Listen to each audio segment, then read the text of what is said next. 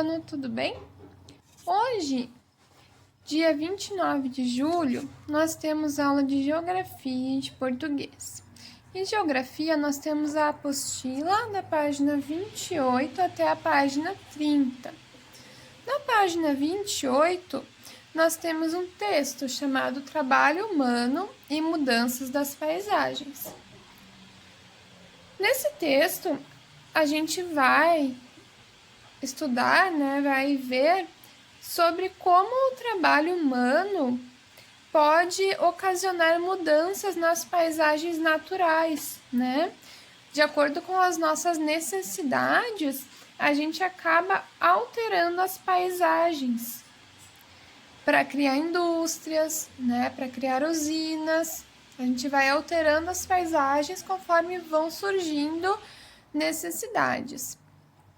Trabalho humano e mudanças das paisagens.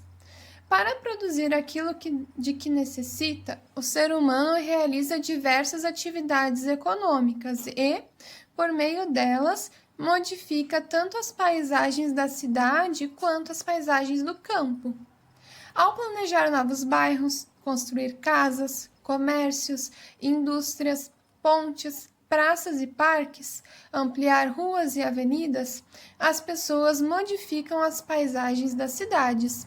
No campo, as paisagens podem ser transformadas por meio da exploração dos recursos naturais, da retirada de florestas para a plantação de lavouras, criação de gado, construção de estradas e usinas hidrelétricas. Aqui a gente tem já um exercício para fazer, A gente tem que completar ali os espacinhos para formar palavras. O ser humano transforma as paisagens dos lugares por meio da tecnologia e do trabalho. Aqui embaixo nós temos duas imagens de exemplos do trabalho humano e de como esse trabalho modificou as paisagens. Nessa aqui nós temos a construção de uma obra, lá na cidade de São José dos Campos, em São Paulo, no ano de 2017. E aqui nós temos a vista aérea da obra de uma usina hidrelétrica em Santo Antônio, no Rio Madeira, em Porto Velho, Rondônia, no ano de 2014. Página 29. Número 1. Complete o quadro com informações do texto da página 28. Então, vocês vão consultar o texto para completar esse quadro. Exemplos de como o ser humano pode modificar as paisagens. Primeiramente, na cidade. A gente tem 3 exemplos ali no texto. E são eles: planejando novos bairros, construindo casas, comércios, indústrias, pontes, praças e parques, ampliando ruas e avenidas. Aqui na nossa área urbana de Gramado, a gente tem percebido como tem aumentado a construção de prédios residenciais, não é mesmo? Ali na rua da nossa escola da Ninho. Do ano passado para esse ano, surgiram muitos prédios residenciais, então ocorreu uma modificação da paisagem. Agora no campo, explorando os recursos naturais, retirando florestas para a plantação de lavouras e criação de gado, construindo estradas e usinas hidrelétricas. Número 2. Observe a fotografia a seguir. Então, nós temos ali uma fotografia. Essa fotografia é de uma área desmatada para a formação de pastagem lá no Araguaia, no Mato Grosso, no ano de 2014.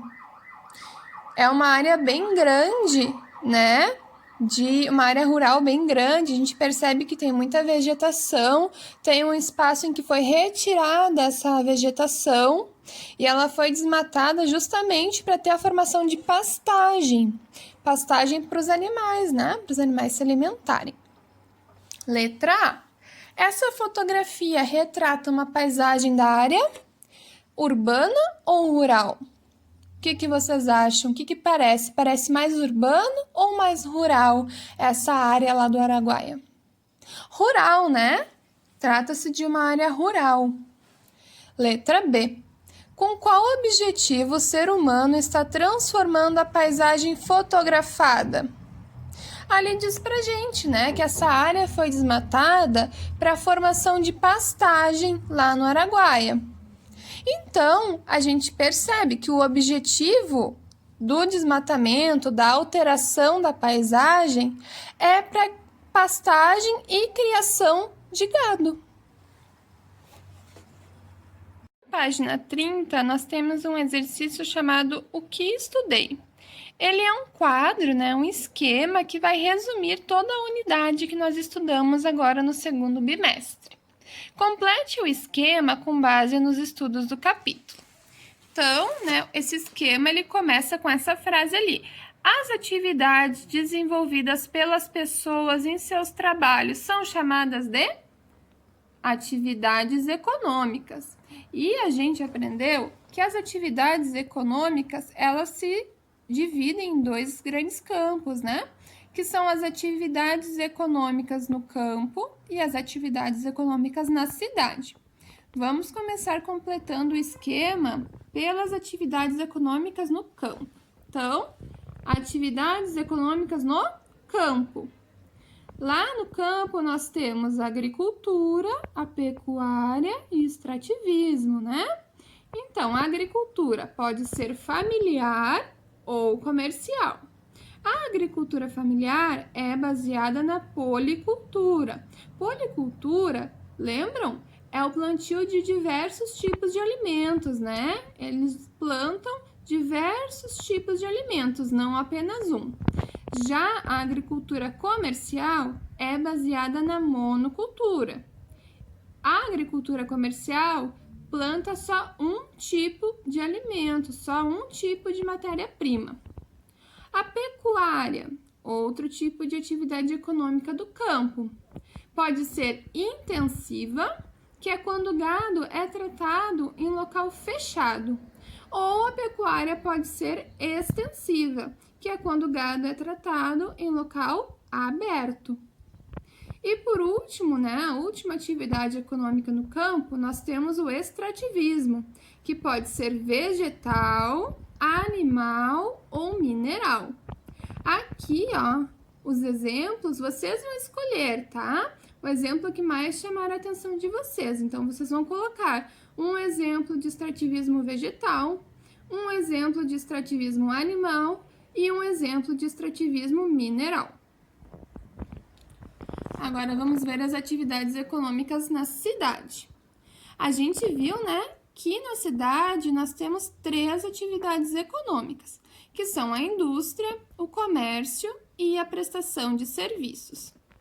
Então, primeiro quadrinho ali, completamos com indústria, porque a indústria é a atividade que transforma a matéria-prima em produtos para nosso uso e nosso consumo. Comércio. Comércio é a atividade de compra e venda de mercadorias. E por último, serviços, né? Ou também, como a gente viu, prestação de serviços. Essa é a atividade econômica em que atua a maioria da população. A prestação de serviços pode ser pública ou pode ser privada. Alguns exemplos de prestação de serviços. Por exemplo, médicos, advogados, motoristas, professores, são todos exemplos de prestação de serviços.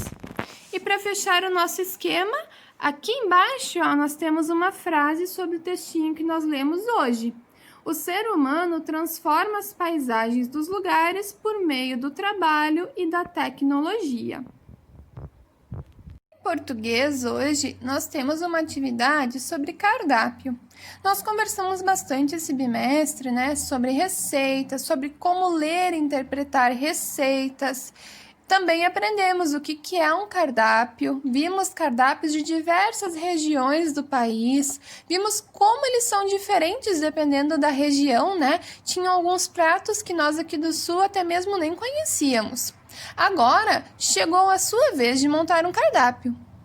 Então, vocês têm esse espaço aqui, né? E vocês vão escolher um cardápio para montar. A escolha do tema é livre. Vocês vão escolher o tema que vocês quiserem para montar esse cardápio. Pode ser um cardápio de comida mexicana, de comida nordestina, comida japonesa, pode ser um cardápio de comida árabe, pode ser um cardápio de festa de aniversário ou de casamento. Vocês que vão decidir. Depois que vocês tiverem escolhido o cardápio, vocês vão organizar ele aqui bem no formato que a gente viu, né?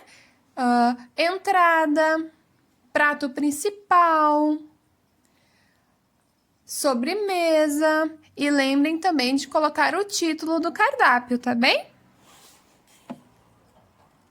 Ali na primeira parte, então, né, vocês vão organizar as ideias de vocês, ir colocando, né, montando o que vocês querem, os pratos.